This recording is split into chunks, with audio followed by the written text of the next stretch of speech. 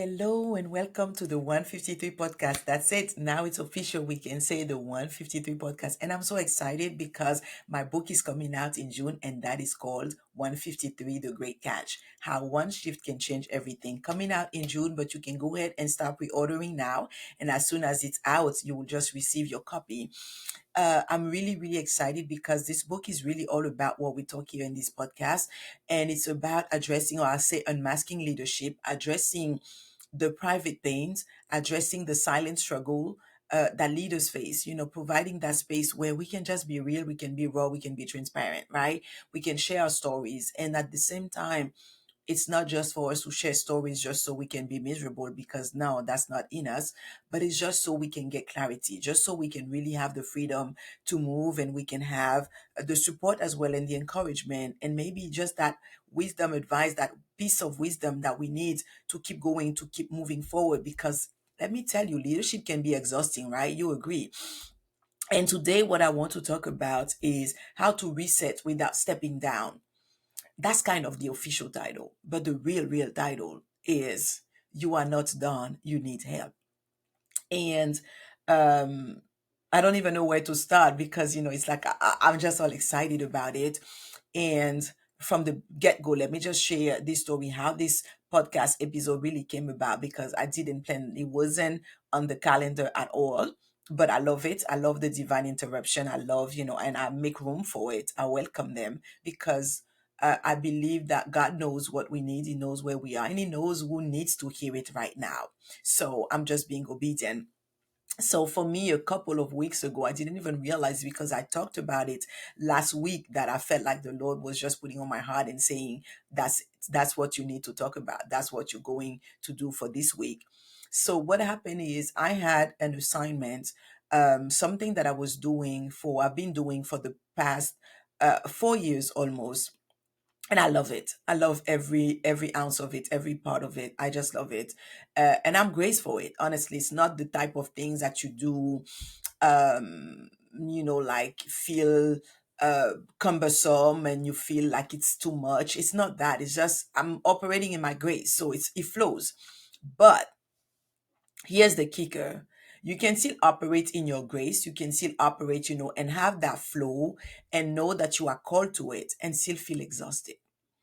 You can still, carry the right vision, the right plan, the right assignment, and reach that level or that point where you feel like there is a crisis. And it's not an external crisis, it's more like inside, it feels like inside as if you're struggling inside, you're fighting against yourself, and you're like, what's happening? So that's really what happened for me.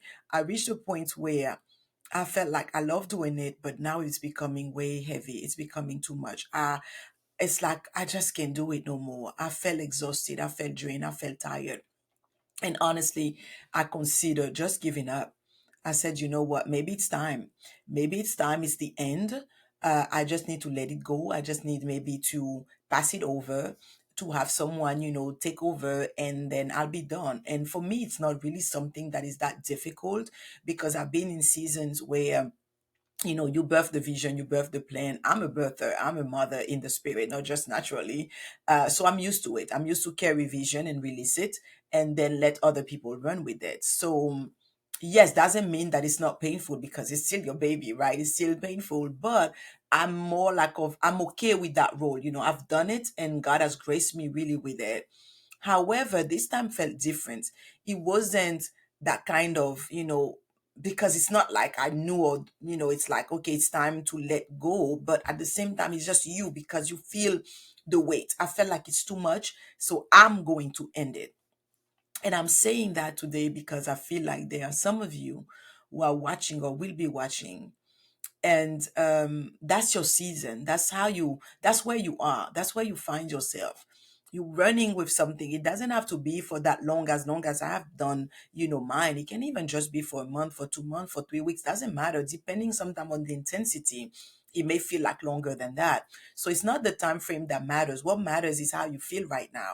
It's feeling that way, feeling that pressure, and you're like, maybe it's time to exit. Maybe I shouldn't have done it. Or maybe, that's it. I can't do it no more. And that's why I'm telling you now There is a way to reset without stepping down. There is a way for you to keep going without having to cancel everything and just end everything. Why do I say that? Because some of you, I feel like, are about to end something prematurely just because you reach that level where, it becomes heavy. You feel the pressure, you feel the pull, or you feel the push, and you're like, this is too much. I need to end. But what I want to tell you is, what I'm seeing right now and what I'm sensing is many of you are in transition. You actually are moving into a new season of your life, into the next season, the next phase, the next dimension. And because that's what's happening, you feel the pressure.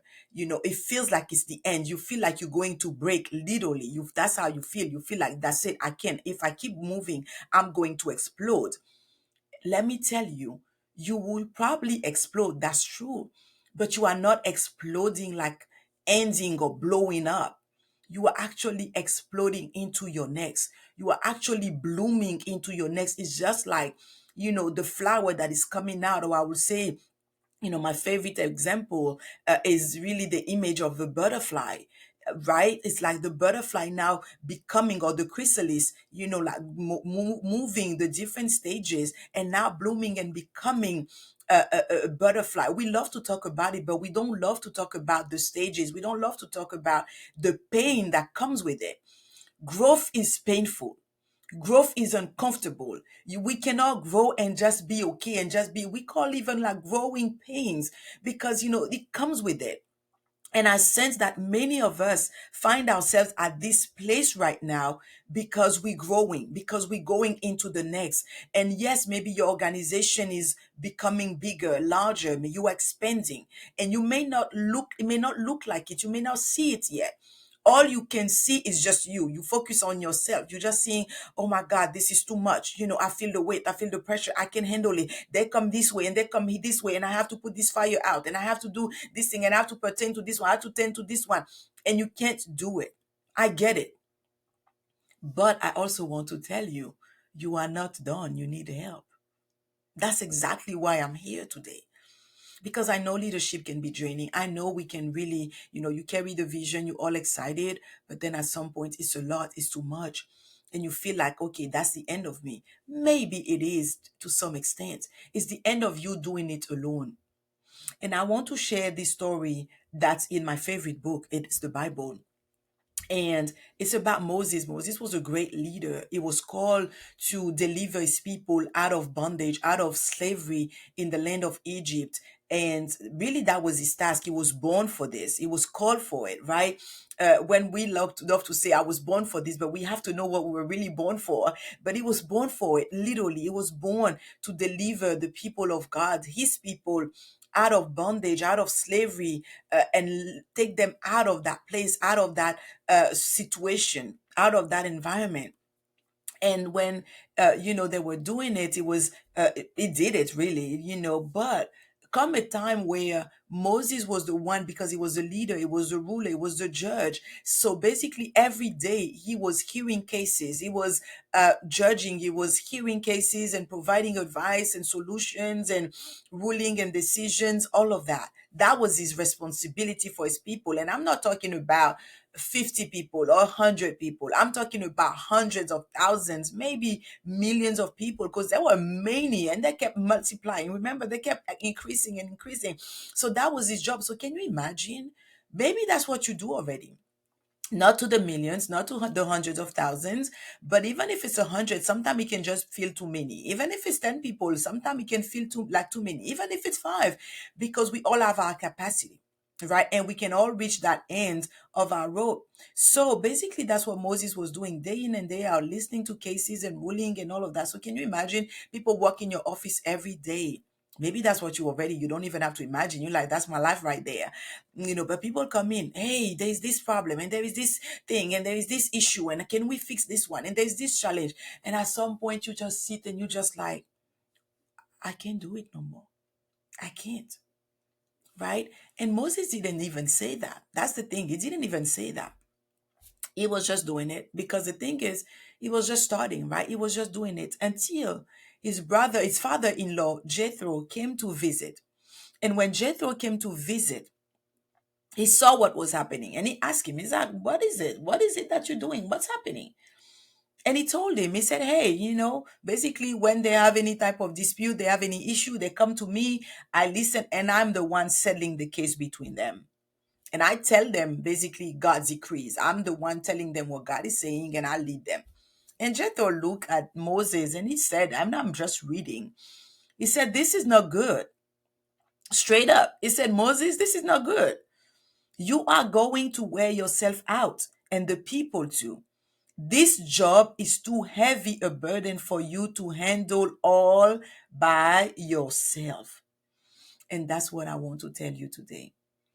This task, this vision, this mission, this assignment is too heavy for you to handle by yourself. And yes, you have started by yourself because that was the goal, that was the plan. You brought the vision to reality, to fruition. You did it. That was your role, that was your assignment.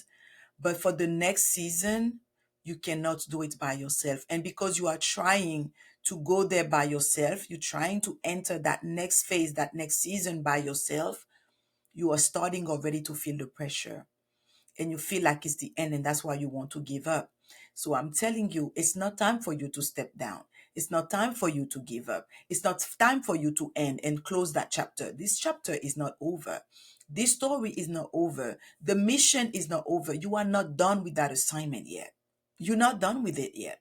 However, the season for you to do it alone is over. Can I just tell you that? It's over. And you will say, okay, he said, that's not good. You're going to wear yourself out because that's exactly what a lot of leaders are going through right now. We hear of burnout, and I think we have even normalized burnout and we wear it like it's a badge of honor. It's not.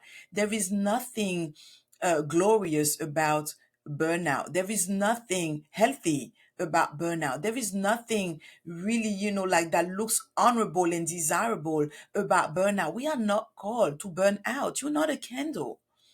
You are not called to burn out. So why is it that we feel like it's okay, to just do every and anything and stretch ourselves in and multiply ourselves like, or act like as if we had 5 heads and 20,000 arms and legs and feet, and we can't. We can be, on the right and at the left at the same time, and we can be, in the north and the south, and we can do it. And we cannot be everything to everyone. We can't do it. And until we acknowledge that and we put an end to it, we will find ourselves like that, like burnt out, tired. Because thank God it didn't happen for Moses, but that was what was about to happen had it continued like that. Thank God for Jethro stepping in and intervening and seeing that and saying, no. Yes, maybe when you were 5, 10, 50, 100, 1,000, maybe there was a season where you had to do it in the beginning, but now recognize the season that you are in. Recognize that this is a season of expansion. Recognize that this is a season of growth. Recognize that you have more people to lead and you cannot lead by yourself. Because leadership is not a solo project. Leadership is the ability to bring a team on board. Leadership is the ability to, yes, lead yourself, but lead others. Right? And you cannot lead others if you don't lead yourself. And how do you lead yourself? It's also knowing and discerning when the season shift, when the season change. It's also recognizing the place where you are being graced and stay there.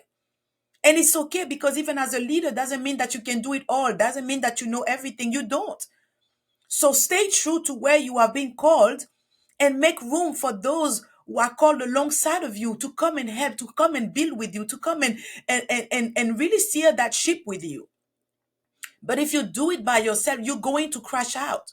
You're going to burn out. So that's what he's telling him. And I love how he's not just criticizing Moses. He's not just telling him what you're doing is not good, just to look at him like, oh my God, you're such a bad leader. No, that wasn't the point. And the same way, I'm not coming today to tell you the same. I'm coming so that together we can look at the solution because the solution has already been provided for us.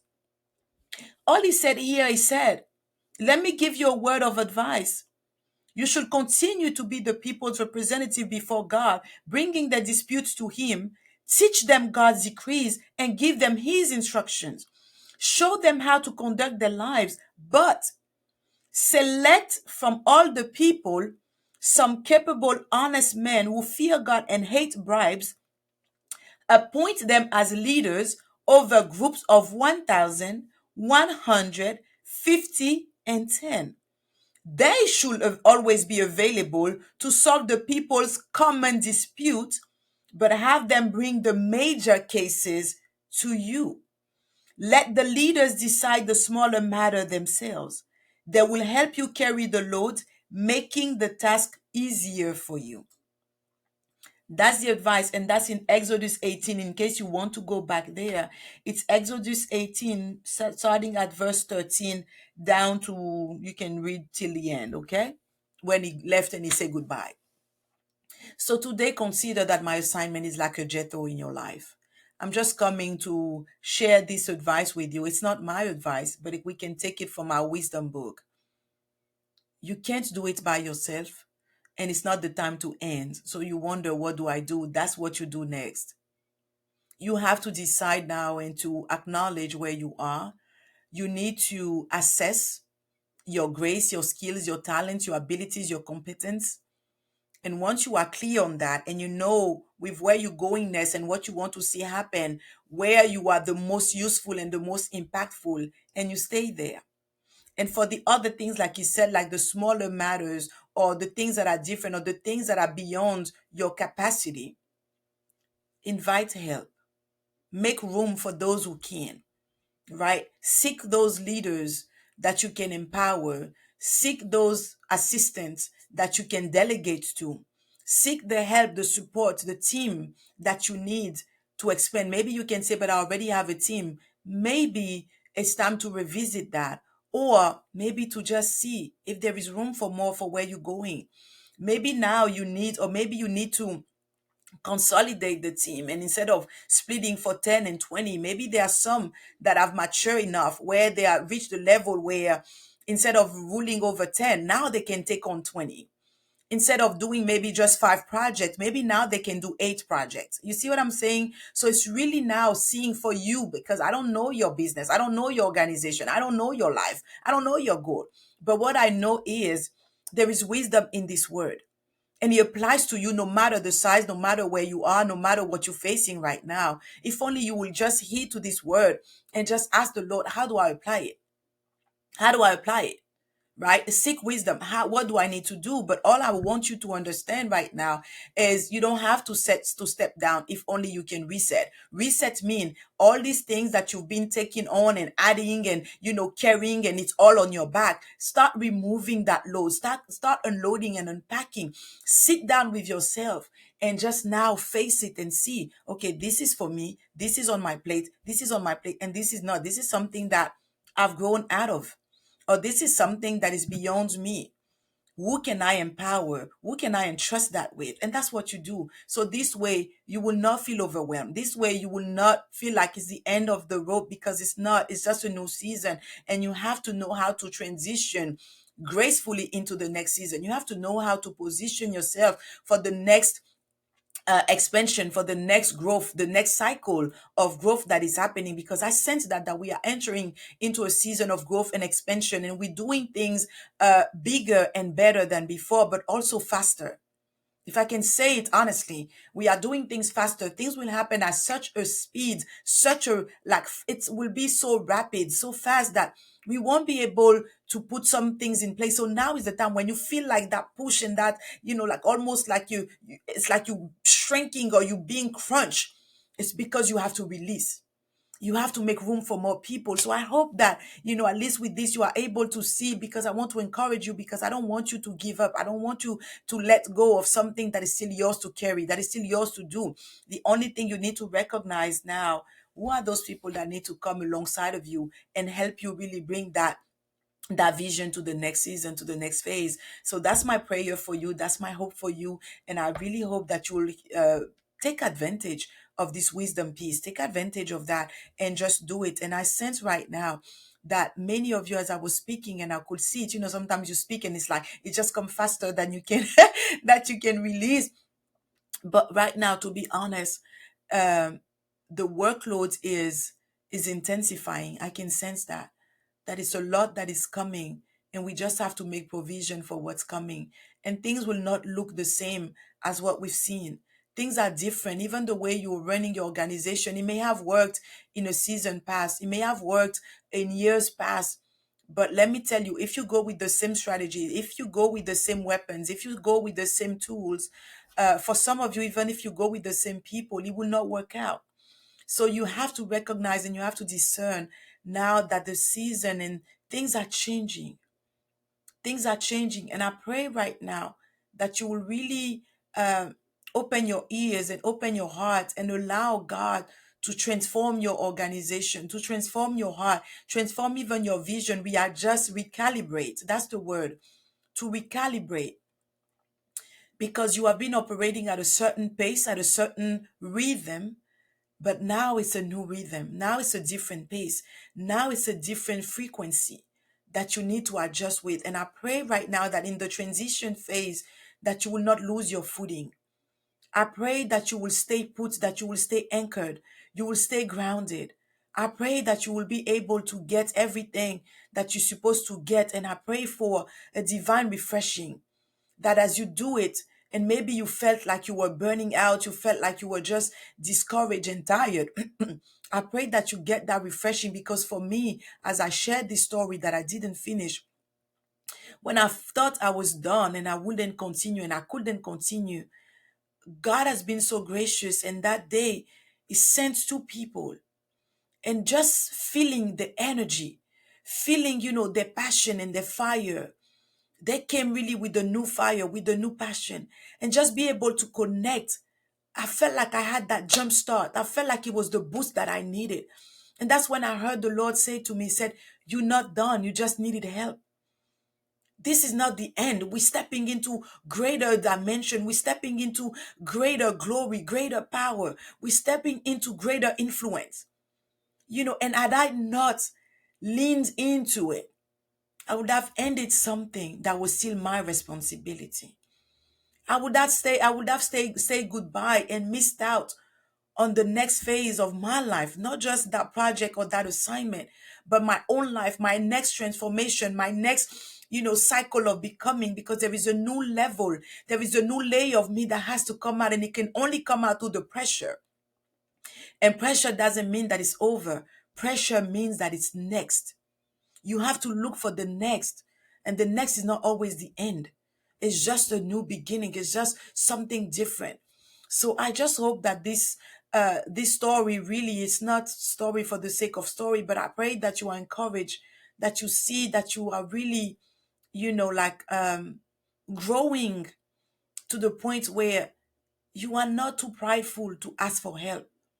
You are not too, like, your face or your mask is not so rigid that you can say, you know what, I'm tired, I can't do it no more, can you help me? So that's my prayer, that we be humble enough to say, this is too much, I need help. This is more than I thought, and I don't know how to do ABC. I'm only great at XYZ. So can you take on ABC? And I sense that as I say that, God is blessing the new partnerships that are forming. God is blessing the new teams that are being put together. And I pray for discernment, and I pray for wisdom, and I pray for peace above all. So God bless you. Thank you for watching. Thank you for listening. And by His grace, I'll be back next week.